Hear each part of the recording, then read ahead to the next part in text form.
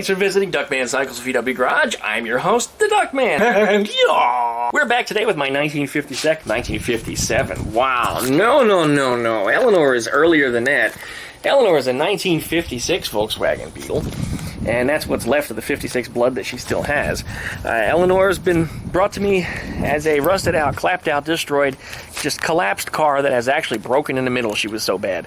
And I demonstrated that in one of my recent videos where I actually showed just how bad she was when I got her versus what she's looking like now. And a lot has changed. This car has just really been rebuilt. I mean, I've gone through just everything on this body, just everything. And today I think we're going to address the doors. The doors is something that is really important and mechanical to the body. You know, the hood and the deck lid are unchanged, but the doors had to be changed to match the roof chop. So as a result, you got to cut them down and make them fit. And because of their nature, because of how badly rotted out they were, and I mean from about here down, the old original 56 doors were just clapped out rotted, especially along the A and B pillars where they seal up the side of the body here. That was gone, and the whole bottom was just completely gone. I mean, it was missing. It was actually missing on both sides. One side was a little worse than the other, but both sides. But the But the tops of the doors were actually in pretty reasonable good shape. So what I did was I started cutting up the doors to make them fit, and discovered, you know, there's no way in hell that I'm going to salvage the bottom of them. So I ended up getting a set of doors off of another Beetle, and they had the handles shaved off of them. And I thought, well, you know, that's okay. These doors have already been butchered already by somebody else. So what I can do is I'm going to go ahead and cut out where the door handle goes, and I'm going to graft in the 1956 door handle. But because the doors came off of a later Beetle, I actually used the mechanisms out of a 1969. So anyway, I rebuilt the car using the doors, which were in excellent shape. There was no rust in those whatsoever, except for the fact that they were butchered. The guy, you know, shaving off the door handles and welding in panels to close them all out. I ended up cutting it all out and grafting the 56 door handles up to the 69 mechanisms. Stuff that people told me wasn't possible and couldn't be made to happen. Guess what? I made it happen. And they worked out quite well, but they're not on the body right now. We're going to have to go grab them out of the yard. So anyways, if you want to watch what I'm going to do here in the progress of this, you'll see that the passenger side door doesn't quite fit right, because that was the one I worked on first. The driver's side I did second, and by the time I got to the driver's side, I was an expert, and I chopped and made that door fit in just a couple hours. Whereas the passenger side, it took me days, and I still messed it up.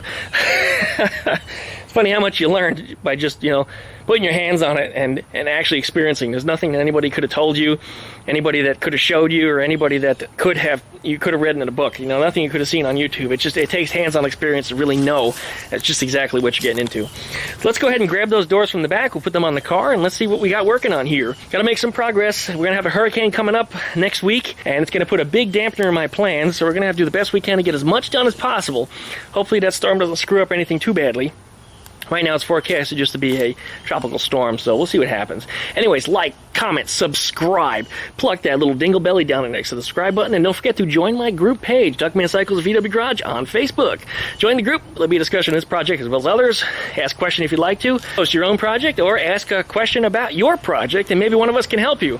And I always call that group Our Page. It's not my page, it's Our Page, because it's a community. And it's actually one of the more active communities that I belong to, and it's just kind of funny that my name is on it. But I thank you guys for joining me, really I do. And all you new guys that came over here from the A-Bomb channel, since he has referred you over, you know, I really appreciate it. Welcome. Thank you so very much for being here. Together, Adam and I are going to be working on the front brakes and spindles for this car, and hopefully I'll have them back in the next couple weeks. Now, don't think that he's just taking care of me because he's my friend. No, I'm also a customer, and I'm paying for that job. And I mean, I had to pay to have that done, same as I would go anywhere else. But I'd rather spend the money on him than, you know, sending them off to somewhere else, to a guy that doesn't like to return my emails. And I've been experiencing that a lot, a whole lot this past year. So anyway, my parts are not going off to another country to be, you know, cut down or made to fit, and sending money somewhere and hoping to see something back in a reasonable amount of time, when that's just, yeah, it's not going to happen. I've had a really, really bad summer for parts just not arriving on time, or not arriving at all, or things getting lost, or maybe even stolen. I don't even know. It's been a bad situation for ordering anything this summer. And it's not always individual faults. You know, it's just sometimes things just happen. I mean, even some of the storms have delayed things, and it's just been a bad summer, just overall in general. No individuals to blame except perhaps me for ordering during the summer. Anyways, thanks for watching, you guys. We're going to roll that intro.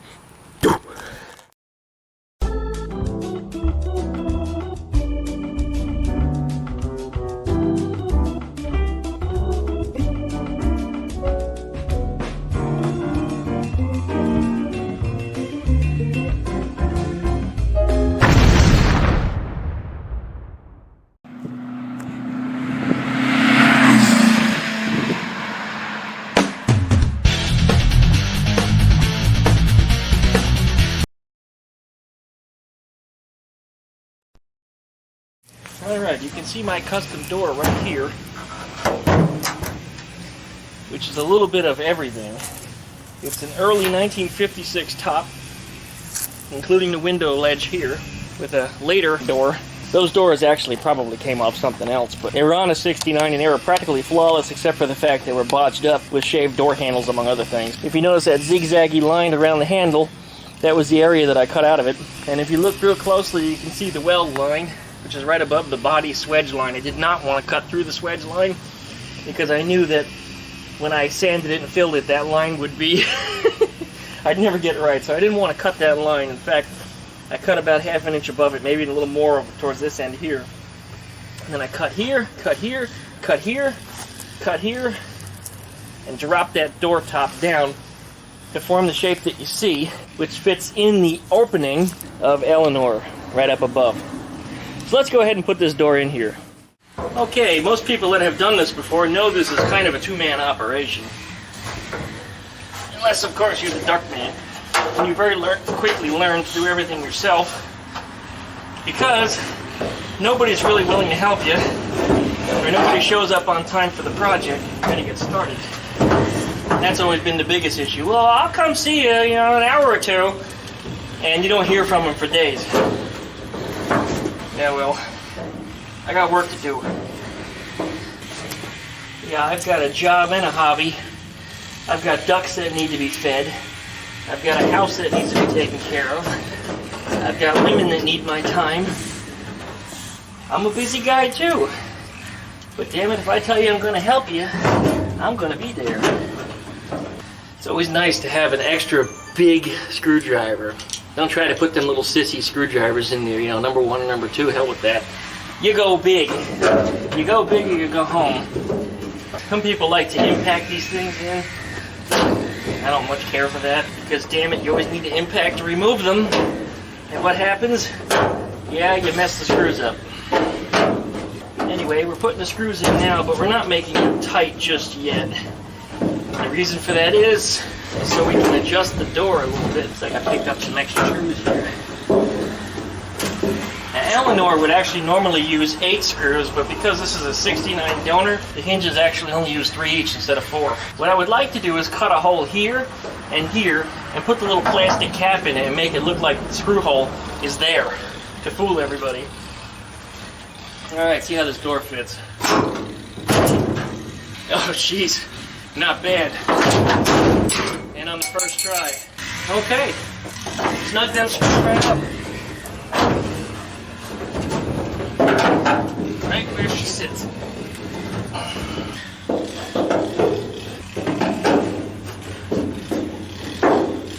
Okay, we're gonna have to play with that for sure. I know they fit and they fit just fine.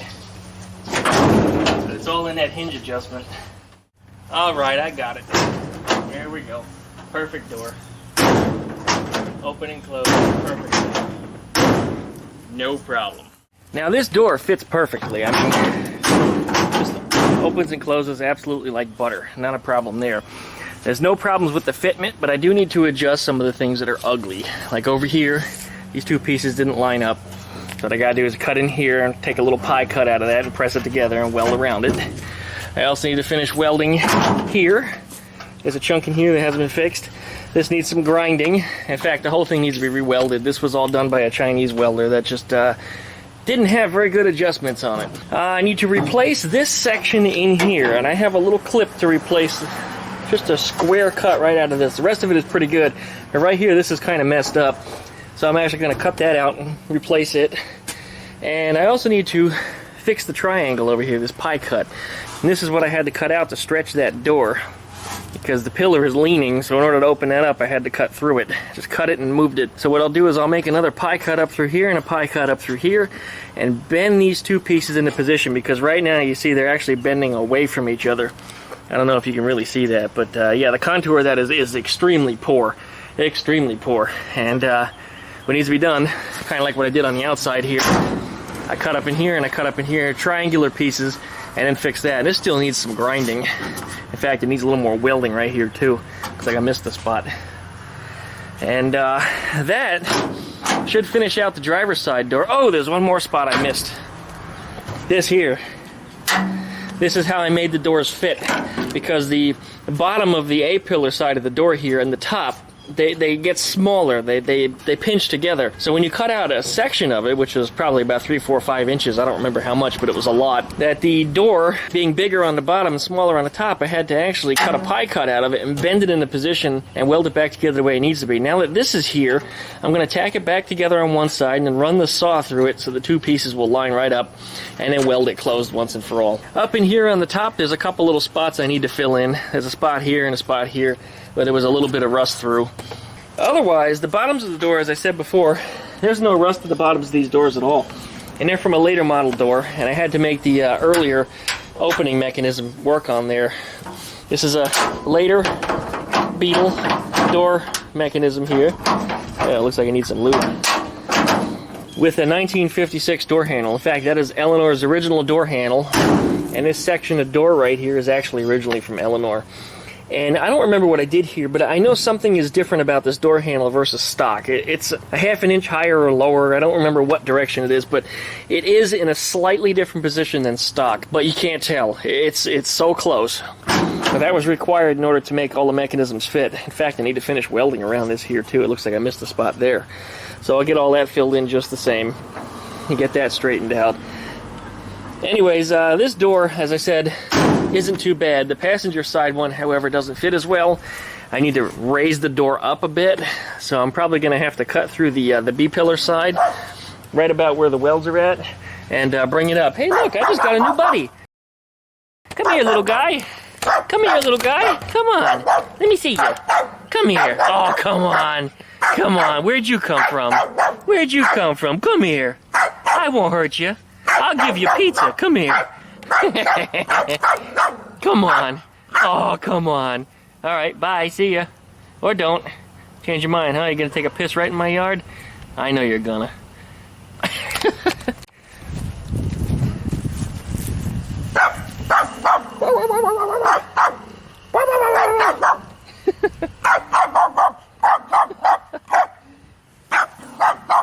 Is he yours? Go back to your mommy. Go. Come on. Go. Get in there. Coming around to you. Thank you. You betcha.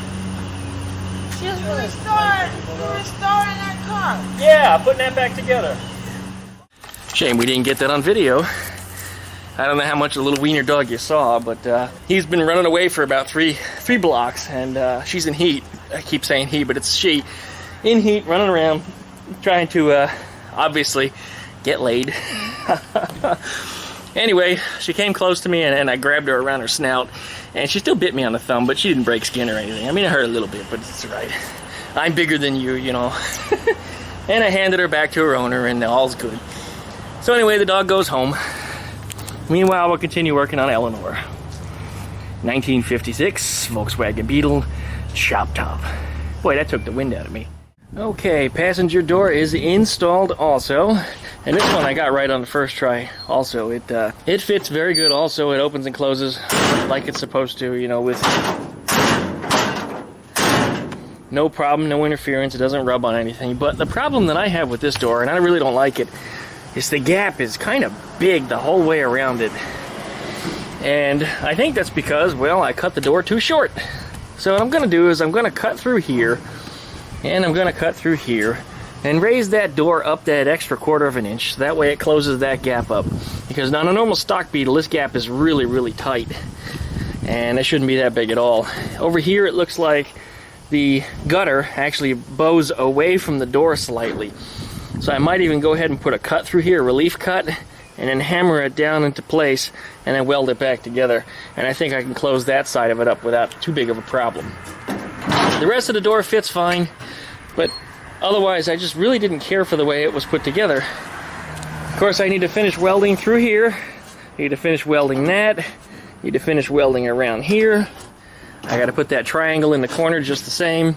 And over here there was a rust hole, and I need to finish filling that in and cleaning that up and make it look nice. Otherwise, the fitment over here isn't too bad because I took the slices out of it to make that work. And also over here, that triangle piece that was coming out of the door over on that side. Over here, I've already cut that out, so I just got to go around it and finish welding it closed. And then you see this big gaping rust hole in here, and just like on the other side, this is where the vent window was at, and it gathered a lot of rust in this area. So from about here to about here on both sides, I'm going to cut that out and weld that back in fresh. But yeah, she's pretty good. But the open and closing fitment is just, it's ideal. It doesn't get better than that. It really doesn't. Let me get a wide angle shot of this car. There she is, Miss Eleanor. Another angle from this side. Check her out. With the doors on there, you can really see her curves. Made all the difference in the world. A lot of people looking at this car in photographs all think that I've made it longer. But the fact is, no, I knocked the roof down on it. The roof chop. Well, I keep saying roof chop. It's really not a chop top. It really isn't. I built the car up. And when I built the car up and I just started putting things together on the bottom, starting with things like the heater channel and putting the front end on and getting the package area ready, then I started to put the roof on, and I started with the quarter windows. And I got these put together here. Hey, remember, these were just cut out and laying on the ground. I put the back window in and I leaned it into position the way I wanted it, and like I said, I just kept building the car up. So I didn't chop the top per se, rather I built it up to the height that you see, which is one of the reasons why the proportions of this car is a little different than a lot of the other chop tops that you see. It just has a very different shape, it's got a very different contour to it, and I don't know, I find it more favorable. And a lot of people really that see this car, they just go nuts over it. Just totally nuts over it. And I gotta say, I'm really, really happy with the way this thing turned out. Really happy. I can't wait to see this thing in paint. And that's a common question that I keep getting. What color are you gonna paint this car? Well, the answer is, I don't know just yet. There's a lot of uncertainty around that. I have some paint that's sitting in the garage. In fact, I can see the can right over there, that I bought about 20 years ago that I don't even know if it's still any good. It was supposed to go on the '69 Beetle that I showed in another video, those old photographs from me back in 1996. I bought it for that '69 Beetle, and it's kind of a bluish purple. It was a Ford color at the time. They came on a lot of Ranger trucks, and I called it Blurple. It's a blue-purple. It's a unique color all of its own, and you can spot it in a parking lot crowd with a bunch of cars around. You'll spot that one. It's got a very unique color. It stands out. But I think my taste has kind of shifted away from that, and I might want something different. I don't know, I'm thinking maybe something even a little more vintage. Now, all the original chrome trim and stuff is going to go back on this car, too. And despite it not being an original 56 anymore because it's been so hacked up and, you know, just altered, a lot of the stuff on this has changed, I'm still going to try to make this car look like it was original. And, I don't know, it used to be jungle green, and it appeared, and Jeremy over at VW Nuts and Bolts, he creates the Safari windows. Really nice guy, the one that got the fenders off of Eleanor originally. He discovered that the car was actually diamond green underneath that jungle green, so it had been painted at some point. And the diamond green is more of a gold color. It's gold with kind of a green hue to it, kind of a green pearlescence. It's an unusual color. Real pretty though, but I don't think I want that on this car. And the jungle green is kind of nice too, but again, I don't think I want that on this car either. I'm thinking maybe something vintage. Like I said, I want the car to look period. I want it to look like it's from that day. Well, anyway, that's my thought on that as far as paint is concerned. I've done a lot of talking in this video and not too much work. I mean, geez, what'd I do? Put in a dozen bolts? The door screws, that's about it. I was going to do some welding today, but there's not a whole lot of daylight left now. If I hadn't been chasing that dog around the street, I probably would have had more time. But anyway, let's see if I can do anything today. I gotta pull the welder out and hit something. Just gotta hit something. And you can see the light coming through in the A-pillar, because that gap is too wide. I need to fix that. Maybe that's the side we should attack first. Maybe I don't feel like doing that side first, though. Maybe I want to do this because this is easier. Oh, well, you know what? Let's go ahead and attack this corner. Let's start here. That's what we're going to do today. Try to patch up that corner. All right. Okay, did a little welding through here. This stuff needs to be ground down pretty badly. A lot of this stuff is the old Chinese welder welds.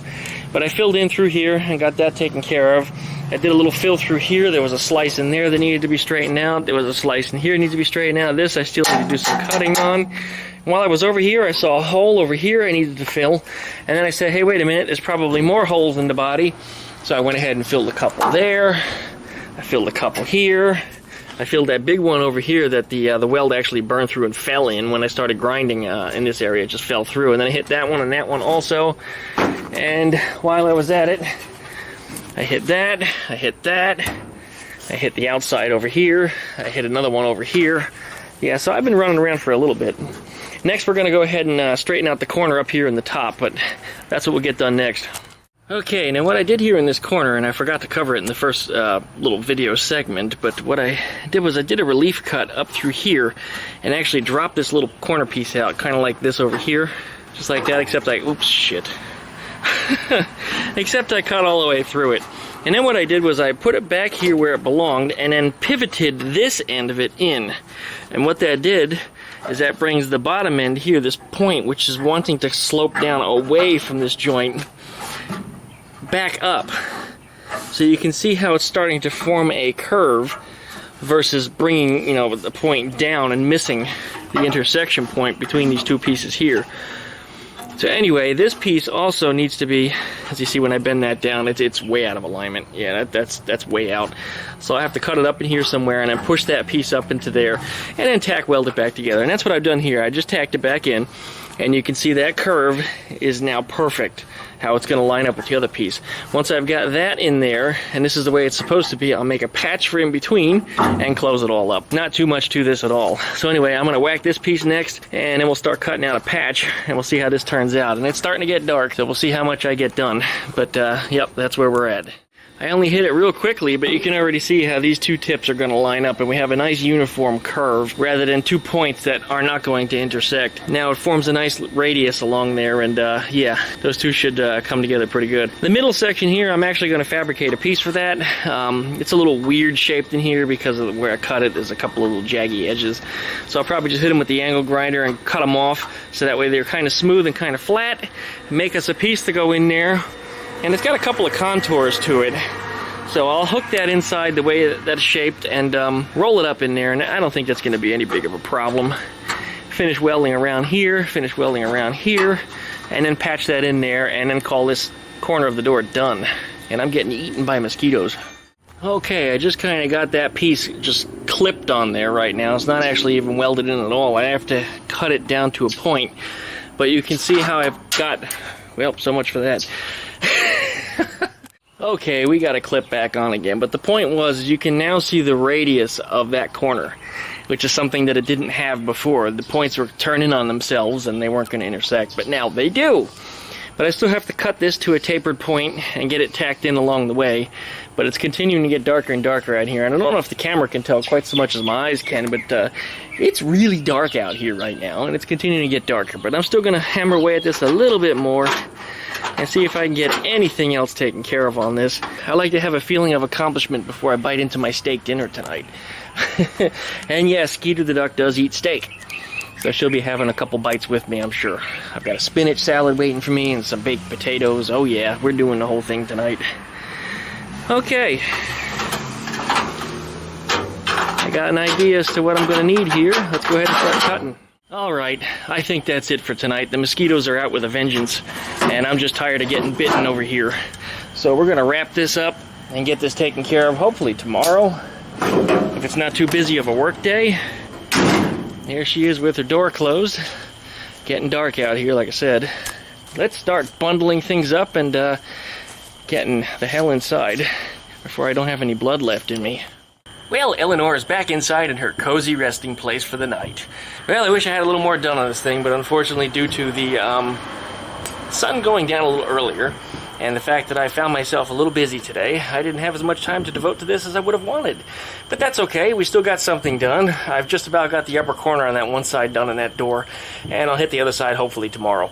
So anyways, you guys, if you enjoy my videos, like, comment, subscribe. Please pluck that little dingle belly down there next to the subscribe button. That way you get updates every time I upload a new video.